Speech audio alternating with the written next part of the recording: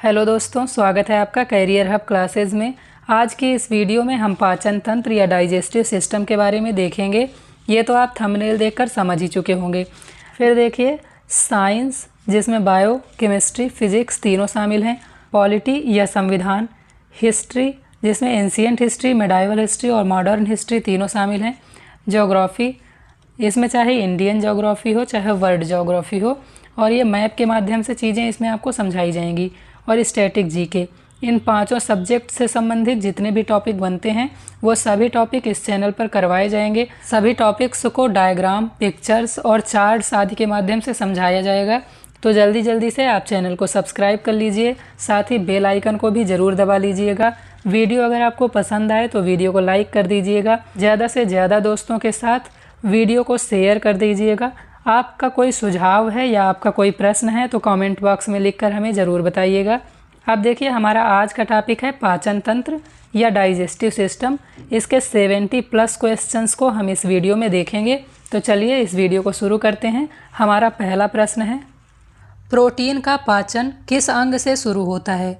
तो प्रोटीन का पाचन शुरू होता है आमाशय से।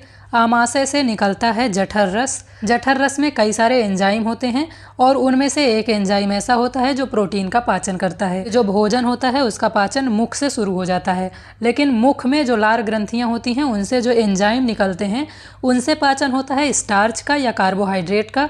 प्रोटीन का पाचन मुख में नहीं होता है, मुख में सिर्फ पाचन होता है स्टार्च का, और जो प्रोटीन होती है उसका पाचन शुरू होता है आमाशय से। आमाशय देखिए, जो सेम के बीज के आकार की आकृति है या जो राजमा के आकार की आकृति है, इसे आमाशय कहा जाता है। इसी को इंग्लिश में स्टमक कहा जाता है, यानी पेट, जो आपका पेट जिसे कहते हैं, आमाशय को ही पेट कहा जाता है सामान्य भाषा में। तो यहाँ से प्रोटीन का पाचन शुरू होता है। तो इस प्रश्न का सही उत्तर है आमाशय, यानी ऑप्शन नंबर 3। फिर अगला प्रश्न है, जल का अवशोषण कौन से भाग में होता है? तो जल का अवशोषण होता है बड़ी आंत में, और बड़ी आंत ये संरचना जो है उल्टे यू आकार की, उसे बड़ी आंत कहा जाता है। कहने में तो इसको बड़ी आंत कहा जाता है, लेकिन वास्तविकता में ये छोटी आंत से छोटी होती है। छोटी आंत इससे बड़ी होती है। छोटी आंत की लंबाई जो होती है वो 6 से 7 मीटर होती है। ये बड़ी आंत है और इस बड़ी आंत में ही जल का अवशोषण होता है। अगर आपसे पूछा जाए कि भोजन का अवशोषण कहाँ पर होता है, यानी भोजन से जो पोषक तत्व मिलते हैं, तो उनका अवशोषण ये जो छोटी आंत है उसके द्वारा होता है। तो इस प्रश्न का सही उत्तर है ऑप्शन नंबर 3, यानी बड़ी आंत में जल का अवशोषण होता है। फिर अगला क्वेश्चन है, यकृत यानी लीवर के विषय में कौन सा कथन सही है? तो पहला ऑप्शन है यह एक बहिस्रावी ग्रंथि है। दूसरा ऑप्शन है यह शरीर की सबसे बड़ी ग्रंथि है। तीसरा ऑप्शन है यह पित्त रस का निर्माण करता है। और चौथा ऑप्शन है उपरोक्त तीनों सही हैं। बताइए इस प्रश्न का सही उत्तर क्या होगा? अगर आपको पता है तो आप कमेंट करके हमें बता सकते हैं। तो देखिए पहला ऑप्शन है यह एक बहिस्रावी ग्रंथि है, ये बात बिल्कुल सही है। दूसरा ऑप्शन है यह शरीर की सबसे बड़ी ग्रंथि है, ये बात भी सही है। यह शरीर की सबसे बड़ी ग्रंथि है और इसका जो भार होता है या इसका जो वजन होता है वो लगभग 1.5 किलोग्राम के बराबर होता है। तो इसका दूसरा ऑप्शन भी सही है। और इसका तीसरा ऑप्शन है यह पित्त रस का निर्माण करता है। तो हाँ, ये बात सही है। यकृत जो है वो पित्त रस का निर्माण करता है, और जो पित्त रस होता है वह रखा कहाँ रहता है, यानी वह संग्रहित कहाँ रहता है? तो ये जो यकृत के बाहर ही एक छोटी सी थैली नुमा संरचना होती है जिसे पित्ताशय कहा जाता है, उसमें यह पित्तरस संग्रहित रहता है। तो पित्तरस का निर्माण यकृत करता है। इस तरह से ये तीनों ऑप्शन सही हैं, इसलिए इसका सही उत्तर हो जाएगा ऑप्शन नंबर 4, यानी उपरोक्त तीनों कथन सही हैं। यकृत कौन सा है? तो चित्र के माध्यम से आप देख लीजिए। ये जो संरचना है इसे यकृत कहा जाता है। अगर आपसे पूछा जाए कि यकृत शरीर की सबसे बड़ी ग्रंथि है तो आपको कहना है कि हाँ, यकृत जो होता है वो शरीर की सबसे बड़ी ग्रंथि है। अगर आपसे इसका वजन पूछा जाए तो इसका वजन 1.5 किलोग्राम के बराबर होता है, अभी मैंने आपको बताया था। फिर अगला प्रश्न है, यकृत का भार कितना होता है? तो यकृत का भार अभी मैंने आपको बताया कि 1.5 किलोग्राम होता है, यानी 1.5 किलोग्राम होता है। इसका ऑप्शन नंबर 1 सही है। फिर अगला प्रश्न है, मुख गुहा में कितने जोड़ी लार ग्रंथियां पाई जाती हैं? मुख में 3 जोड़ी लार ग्रंथियां पाई जाती हैं, यानी कुल 6 लार ग्रंथियां पाई जाती हैं। तो देखिए ये मुख गुहा के अंदर जो जो लार ग्रंथियाँ पाई जाती हैं वो यहाँ पर चित्र के माध्यम से आपको दिखाई गई हैं कि एक कान के नीचे होती है, एक यहाँ पर होती है और एक यहाँ पर होती है।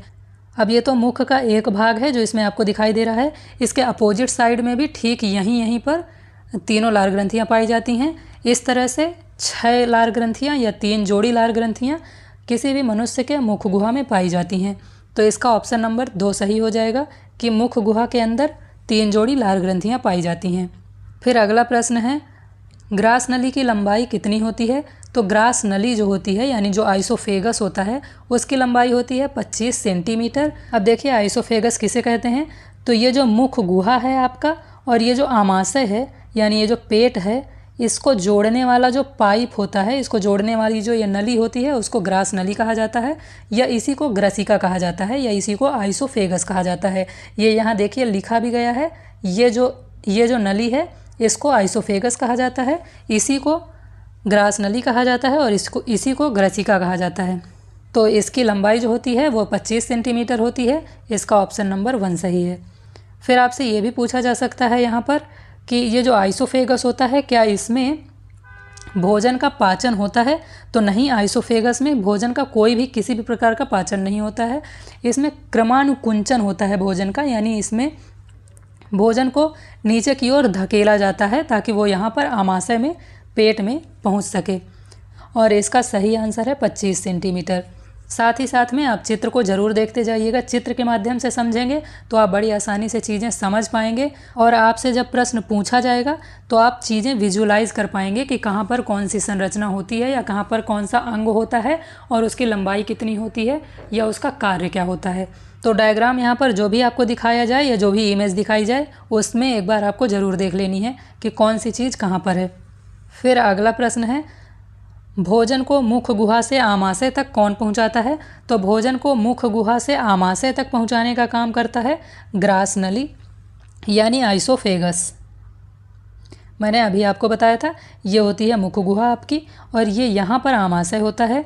तो मुख गुहा से आमाशय तक भोजन को कौन पहुँचाता है? आइसोफेगस या ग्रास नली। फिर अगला प्रश्न है, जठर ग्रंथियों का संबंध किससे है? तो अभी मैंने आपको थोड़ी देर पहले बताया था कि आमाशय से जठर रस का स्राव होता है और जठर रस का स्राव जठर ग्रंथियों से ही होता है। इसलिए इस प्रश्न का सही उत्तर हो जाएगा ऑप्शन नंबर 3 यानी आमाशय से जठर ग्रंथियों का संबंध है।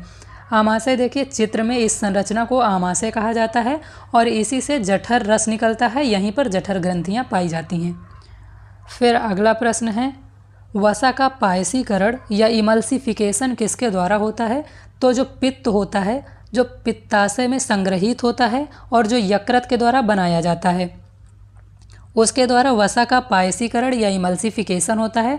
अब वसा का पायसीकरण क्या है? अगर आप ग्रामीण परिवेश में रहे हैं कभी या आपने अपने घरों में कभी देखा हो कि जो दही होता है उससे जो मट्ठे को तैयार किया जाता है तो उसे तेज़ी के साथ फेंटा जाता है। जब उसे बहुत देर तक तेज़ी से फेंटा जाता है तो उससे जो फैट होता है उसकी जो वसा होती है वो अलग हो जाती है और जो मट्ठा होता है वो अलग हो जाता है। ठीक यही प्रक्रिया हमारे शरीर के अंदर भी चलती है, इसी को वसा का पायसीकरण कहा जाता है।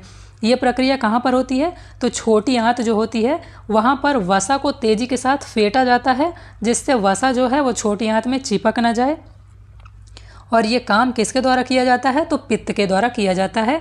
पित्त रस क्षारीय होता है, यकृत के द्वारा बनाया जाता है और पित्ताशय में या गाल ब्लैडर में संग्रहित होता है। फिर अगला प्रश्न है, जठर रस का पीएच मान कितना होता है? तो जठर रस जो है उसका पीएच मान होता है 2 यानी इसका ऑप्शन नंबर 1 सही है। जठर रस का पीएच मान होता है 2 और जठर रस जो निकलता है वो आमाशय से निकलता है। फिर अगला प्रश्न है, क्षुद्रांत या छोटी आंत के भाग कौन कौन से हैं? ऑप्शन नंबर 1 है ग्रहणी या ड्यूडेनम, ऑप्शन नंबर 2 है अग्रक्षुद्रांत या जेजुनम और ऑप्शन नंबर 3 है शेषांत्र या इलियम। ऑप्शन नंबर 4 है उपर्युक्त तीनों। तो देखिए उपर्युक्त तीनों ही क्षुद्रांत या छोटी आंत के भाग हैं। अब देखिए चित्र में देख लीजिए, इसका पहला भाग है ये जो है ये पूरी छोटी आंत है। ऐसे ऐसे जो ये छोटी आंत बड़ी आंत के अंदर जो भी संरचना बनी हुई है ये छोटी आंत कही जाती है। इसमें ये जो पहला भाग है जो आमाशय से जोड़ता है छोटी आंत को उसे कहा जाता है ड्यूडेनम। फिर दूसरा भाग यानी बीच वाला जो भाग है उसे जेजुनम कहा जाता है और जो अंतिम भाग है जो बड़ी आंत से छोटी आंत को जोड़ता है उसे इलियम कहा जाता है। अब इसे आप एक ट्रिक के माध्यम से याद कर सकते हैं, वो ट्रिक है DJI। क्रमशः देखिए, अगर आपसे पूछ लिए जाएं कि क्षुद्रांत या छोटी आंत के भाग कौन कौन से हैं, तो आप कहेंगे कि पहला भाग है ड्यूडेनम यानी ग्रहणी, दूसरा भाग है जेजुनम यानी अग्र क्षुद्रांत्र, और तीसरा भाग है इलियम या शेषांत्र। तो इस तरह से आपको याद रखना है कि पहला भाग है ड्यूडेनम, दूसरा जेजुनम और तीसरा इलियम।